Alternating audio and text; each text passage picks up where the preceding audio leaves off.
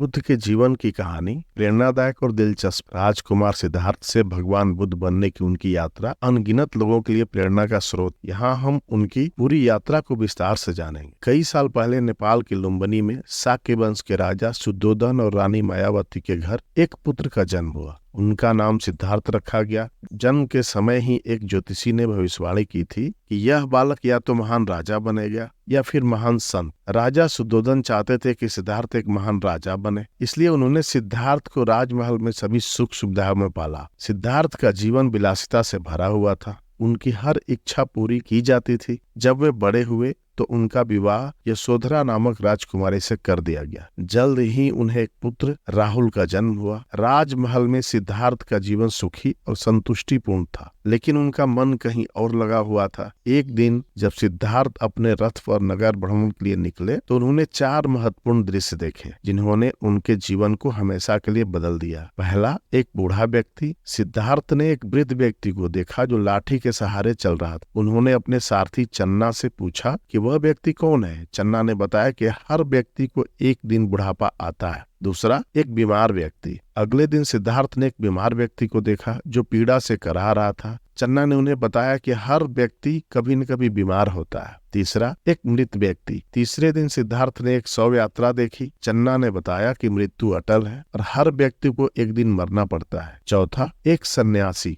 चौथे दिन सिद्धार्थ ने एक शांत और संतुष्ट दिखने वाले सन्यासी को देखा। चन्ना ने बताया कि वह व्यक्ति सांसारिक मोह माया से मुक्त होकर शांति और सत्य की खोज में निकला है। ऋषियों ने सिद्धार्थ के मन में गहरी छाप छोड़ी। उन्हें समझ में आया कि जीवन अस्थायी है और हर व्यक्ति को बुढ़ापा, बीमारी और मृत्यु का सामना करना पड़ता है। इसके बाद उन्होंने सांसारिक सुखों को त्यागने और सत्य की खोज करने का निर्णय लिया। एक रात जब सभी सो रहे थे, सिद्धार्थ ने चुपके से राजमहल छोड़ दिया। उन्होंने अपने केस काटे, राजश्री वस्त्र त्यागे और एक सन्यासी का रूप धारण कर लिया। इस घटना को महापरिनिष्क्रमण कहा जाता है। सिद्धार्थ ने कई वर्षों तक कठोर तपस्या की। उन्होंने विभिन्न गुरुओं से शिक्षा ली, लेकिन उन्हें आत्मज्ञान की प्राप्ति नहीं हुई। अंततः उन्होंने एक पीपल वृक्ष के नीचे ध्यान करना शुरू किया। यह वृक्ष बाद में बोधि वृक्ष के नाम से प्रसिद्ध हुआ। कई दिनों के बाद एक पूर्णिमा की रात को उन्हें ज्ञान की प्राप्ति हुई और वे बुद्ध बन गए, जिसका अर्थ है जागृत या ज्ञानी। ज्ञान प्राप्ति के बाद बुद्ध ने सारनाथ में अपने 5 पूर्व साथी साधुओं को अपना पहला उपदेश दिया। इसे धर्मचक्र प्रवर्तन कहा जाता है। इसके बाद उन्होंने अपना जीवन लोगों को सत्य और अहिंसा की शिक्षा देने में बिता दिया।